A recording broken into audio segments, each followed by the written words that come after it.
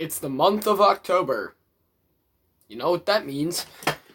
It is time for more Mr. Nightmare stuff. Why am I making myself do this? You know what? I need the content. Alright.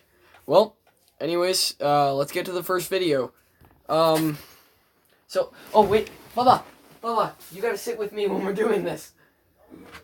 My cat's gonna sit with me when we do this. You can make me feel safer. You can make me feel safer. Alright, let's get her done. Oh my god. So cute. This story took place a long time ago, back in 2002, when Craigslist was in its early years.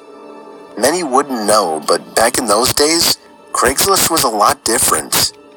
It was a lot more so an online garage sale, or just a place where people would list old things that still had some value that they were willing to give away.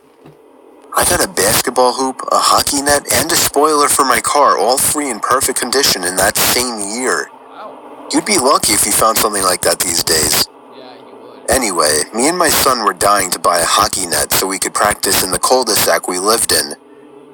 For the record, this was before I got that free one I mentioned.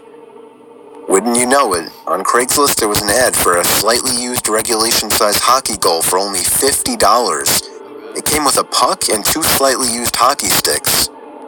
I still have a picture of that ad to this day. It seemed like the perfect deal, but he lived about 2 hours away. I called the number he had listed, and he sounded pretty normal on the phone.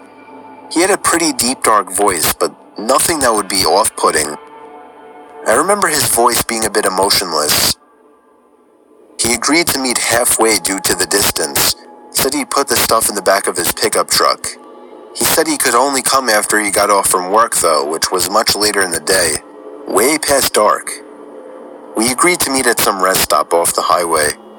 Me and my son, who was 11 at the time, took my wife's minivan, the only car that would be able to fit that huge thing. Within an hour, we were at the truck stop, which was empty at this hour, but was decently lit by 3 big light posts. I parked right under one of the lights and waited. A pickup truck pulled in off the highway right on time. He stopped right in front of me. I went over to his window, but then noticed there was nothing in the back of his truck. "You Steve?" he asked me. "Yep, that's me," I said. "Alright, my buddy's bringing in the stuff with his truck." The guy pulled up behind my car and put it in park. I suddenly had a bad feeling. I told my son to get back in the car and lock every door except mine. 2 more pairs of headlights came off the highway into the lots, surely enough pulling up next to me. And, not surprisingly at this point, there was no hockey equipment in either one of them. My heart was racing. I was worried. Not for me, but for my young son who I for some reason brought with me on this trip.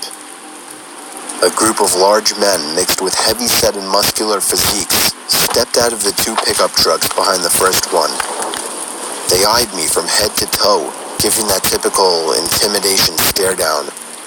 Then this bald guy wearing sunglasses said in a deep voice, "Where's the money?" I instantly pulled out my wallet and handed it to him, begging him to just let me and my son go. He pulled out like $100 and was pissed, expecting more. He then sent 2 of his goons or whatever to get my son. At this point, I screamed and begged for him not to take him. One of the men broke the glass to the minivan back door, and I vividly remember the disturbing, heartbreaking screams of my young son. What happened next was what I can only explain to be a miracle from God answering my prayers. A car was entering the lot from off the highway. All the men stopped and turned to look at it. As it got closer, my heart literally dropped in excitement as I saw it was a police car. The lights suddenly began to flash as he got close enough to see what was going on. All of the men were back in their trucks within seconds, speeding off down the highway. Well, at least 2 of them. The truck in the back was caught immediately by the police car, and backup arrived shortly. I explained everything to them, and they got the men that were caught to rat out on the others surprisingly quickly. I guess luckily the guys in the back truck weren't very loyal to whoever their leader was, if they even had any type of leader. Believe it or not, I had a police escort all the way home to make me and my son feel safer. I don't want to get into all the legal stuff, but I'll just say that all of those men except for one was caught, and I'm pretty sure that was the driver of the first pickup truck. Needless to say, my Craigslist days weren't over at that point, but I have always been much more protective of my son, and much more cautious of Craigslist meetings since then. I would be too. So let's go to the next story.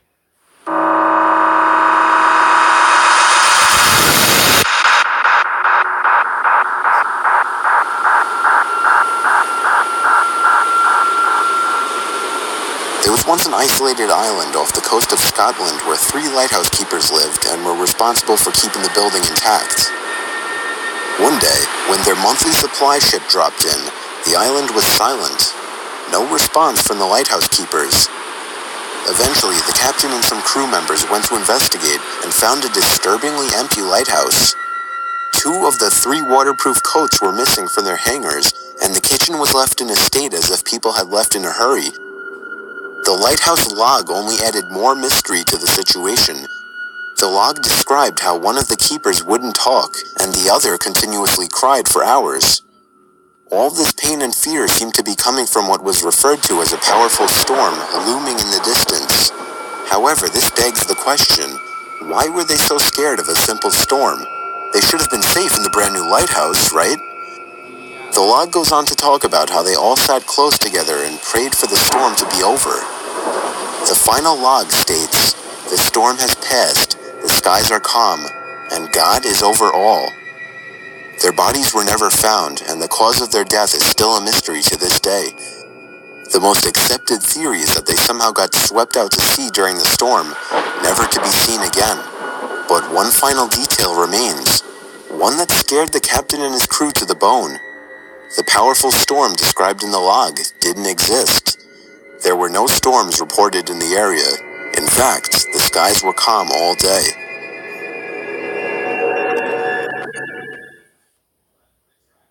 Whoa. Congrats on your engagement. Thanks. Who is this, by the way? Who cares if Ryan is 10 years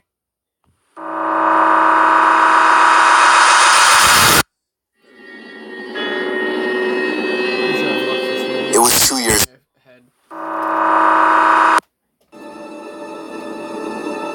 Just go ahead one.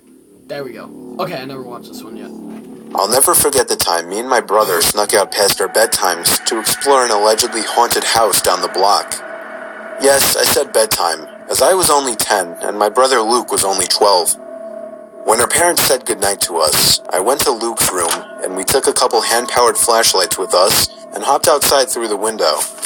Luckily, his room was on the first floor. Those hand-powered flashlights worked by constantly pushing in a little trigger that would create light inside the lens. They were noisy as hell, but they were convenient. Once we were outside, we just walked down the block, and in 2 minutes we were there. It was rumored by all the neighborhood kids and teens that the place was haunted. Everything about it was creepy. The older, more antique design of the house, the isolation from the rest of the houses, and the broken windows and rotting wood. It seemed perfect for a horror movie. We went around to the backyard. This was all my curious and confident brother's idea.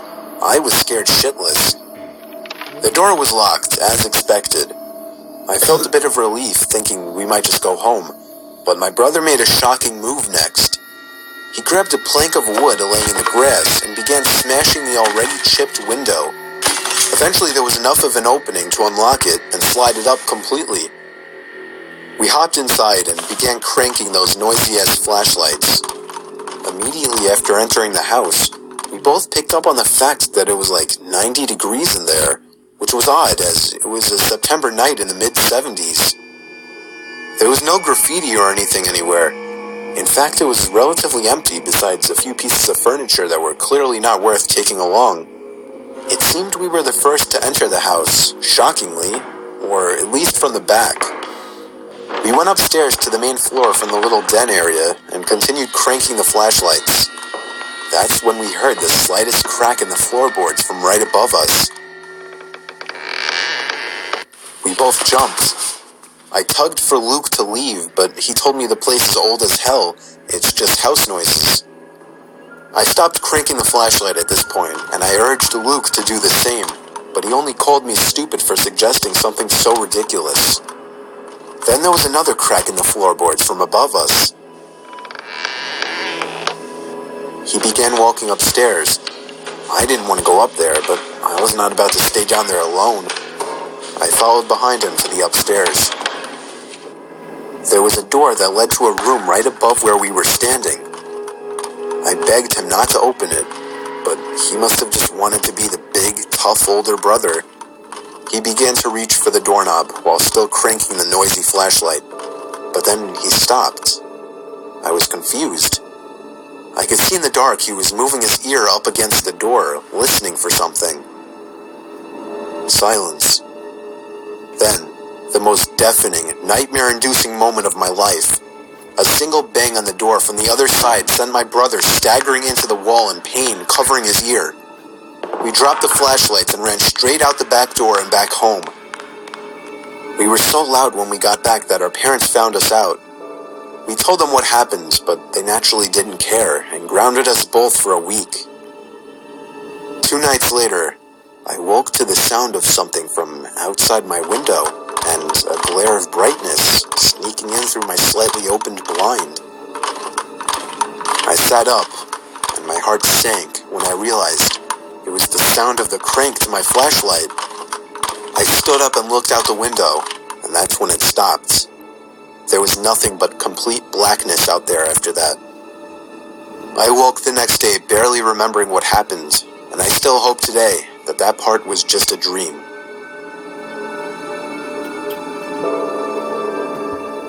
Well, that was spooky. I want to say that the second one was probably the scarier one out of those 3 that I just watched. That one was kind of weird. This one was decent, but it seemed like something that would actually happen. It seems like something normal, like it sounds like something that would normally happen, except the flashlight crank part. And then the first one, it seems like, well, that one kind of seemed real, but it kind of didn't. But that's all I've got, basically.